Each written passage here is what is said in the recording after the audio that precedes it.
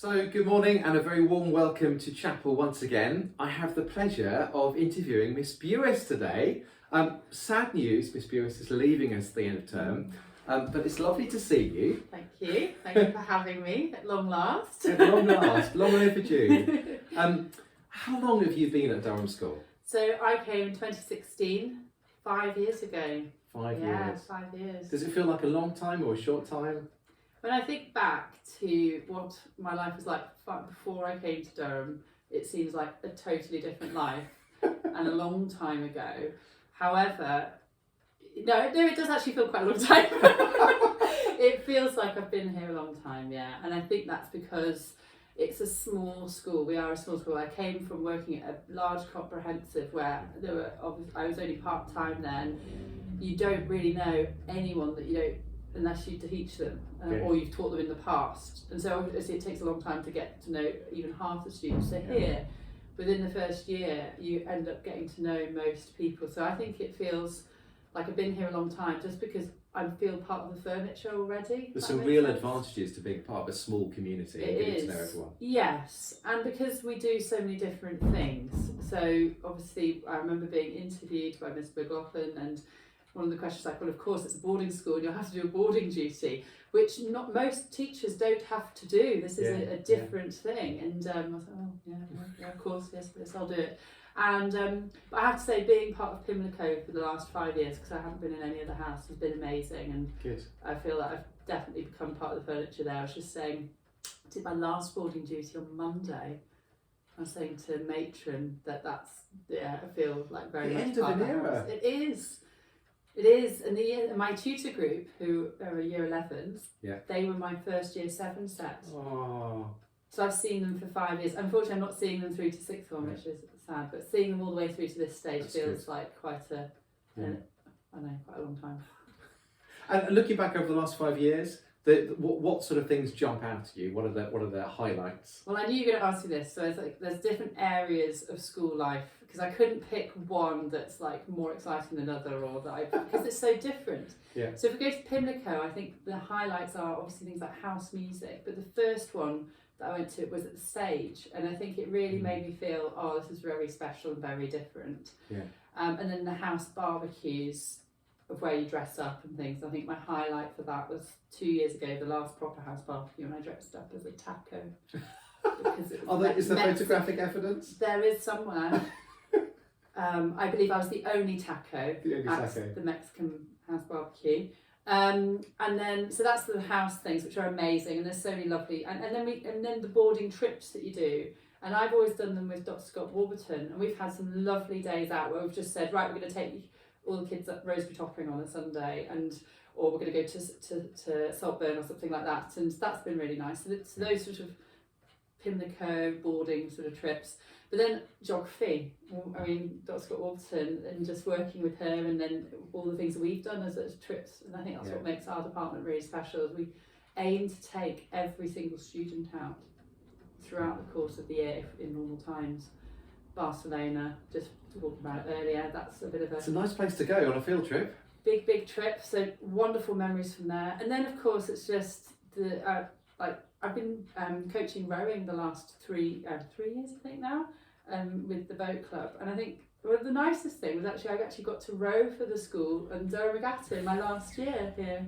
And that was brilliant. And that was the most recent memory of how it sort of sums up what our Durham School sort of spirit is like, is that day with the kids that were sitting in the sunshine, having lovely chats with each other. But we won our 8 race on the women's 8 on Saturday. And it was just, that is a lovely recent memory, but there are so many, I couldn't pick just one. Brilliant. This year has been a year like no other, and it's been hard on staff as well as pupils. And I think teenage life is hard enough as it is. Looking back, would you, as a wise, mature person, would you, in a good way, full of wisdom is what I mean. What advice would you give to your teenage self that might be applicable to some of the teenagers in the school? Don't be in a hurry to get everything that you think that you want, because you don't really realise what you want. Okay. Slow down. Slow down. There is no hurry. I think I was always racing to get, you know, the A levels, the degree, the job, and then before I knew it, not that I regret what I did at all, I made the right decisions at the time, but looking back, what would I say? It's just like, but I was a lot of stress about it. There was a lot of stress to make sure you got your A levels, to get into university, to make sure you get the degree that, you know, how dare you leave university with a 2-2, and there's a lot of pressure. And I was, you know, I was studious, I worked and things, and so therefore you put yourself under that pressure. But actually, looking back, I didn't have to put that pressure onto myself. And you and I grew up in a similar part of the country, in a similar environment, and it's very easy for me to appreciate that pressure that teenagers feel. And I think it's actually okay just to say, do you know what? I'm not in a hurry. I'm just going to take some time out, or maybe I won't get the job that I get after university, might not be the career that I end up having. And I think now everything's changed so much, even since, well, actually it was quite a long time ago, wasn't it, that we left university?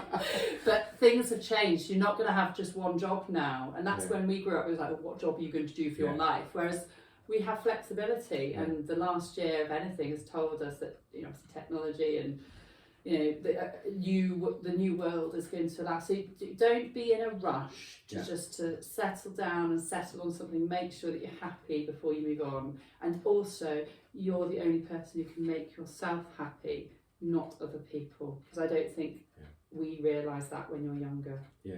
Own the happiness. Own yourself. the happiness. Yeah. And enjoy the journey as well, because it's not all. I remember when I was a teenager, always living in the future. I've got to pass my GCSEs, and I've got to pass my A levels, and I've got to go to university. And it's always thinking about what's going to happen rather than enjoying what's going on at the moment. Yeah, and it sounds like make the most of every day, or, you know, carpe diem. Yeah, take every opportunity. I know that's been a well quoted phrase for these chapel services, but I don't want to say that.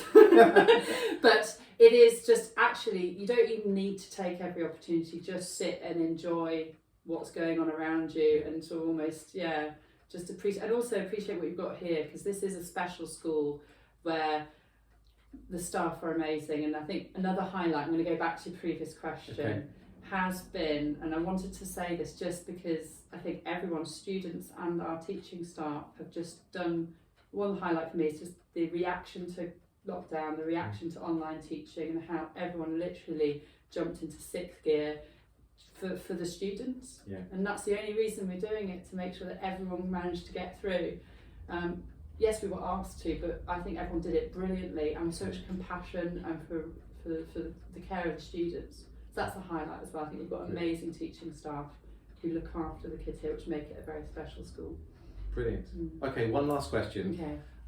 Imagine that there is a big billboard out on master screen, and everybody in the school gets to see what is written on this billboard every day as they go past, and you can choose what is written on the billboard. What would you put on the billboard?